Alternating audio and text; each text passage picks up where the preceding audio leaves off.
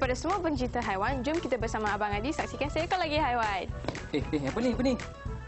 Tak ada apa, Bas. Ni kan segmen Abang Adi. Jadi nak ajak kawan-kawan tonton segmen ni, Bas. Oh, tak tunggu Bas lah ni ya? Janganlah marah, Bas. Tak apalah, Bas tak kisah pun. Jadi kawan, jom kita saksikan Farm Animal at Kids on 2. Saksikan!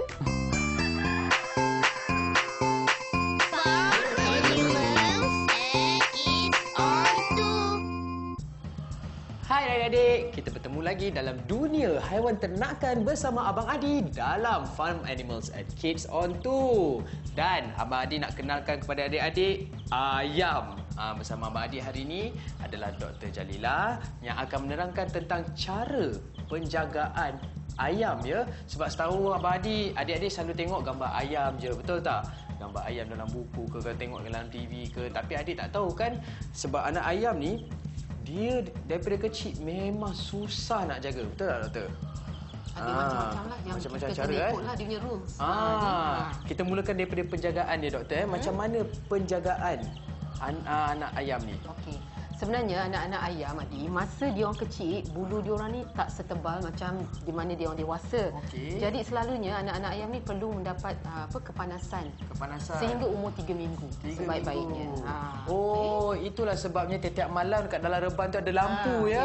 Oh, untuk memanaskan badan. Dan juga dari situ juga menyebabkan dia orang kelihatan sihat dan mungkin tak kena penyakit. Salah satu cara menyebabkan dia orang terhindar dari penyakit lah ya. Oh, dan apakah penyakit yang paling senang sekali dia orang dapat, Doktor? Okey, macam ayam-ayam ya adik-adik dalam ternakan industri ada banyak sebenarnya ternakan ayam. Salah satunya ialah penyakit sampar.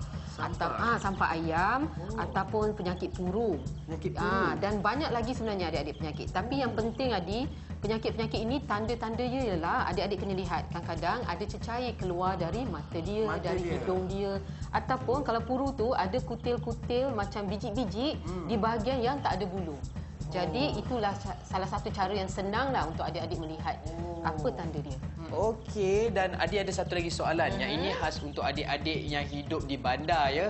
Cara nak jaga ayam ni kan, dari segi macam kita nak jaga untuk industri ni macam mana, Doktor? Sebenarnya sistem pemeliharaan ayam ya adik-adik, kalau melibatkan farm animals, dia ada 3 sistem, iaitu pertama sistem intensif di mana adik-adik bela dia duduk saja dalam rumah dia sendiri tanpa dia keluar daripada rumah tu dan kita sediakan makan saja. Cara kedua separa. Maksudnya adik-adik lepaskan dia siang hari, dia makan di mana tempat adik-adik sediakan makanan. Lepas tu petang dia akan masuk rumah untuk tidur, untuk berehat.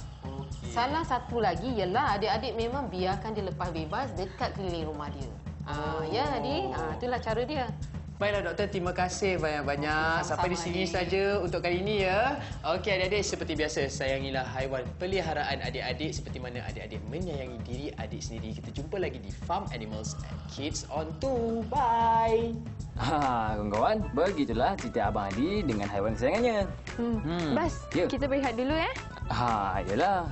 Jadi kawan-kawan di rumah, jangan ke mana-mana, kita berehat sebentar dan berhibur dengan rancangan seterusnya. Saksikan.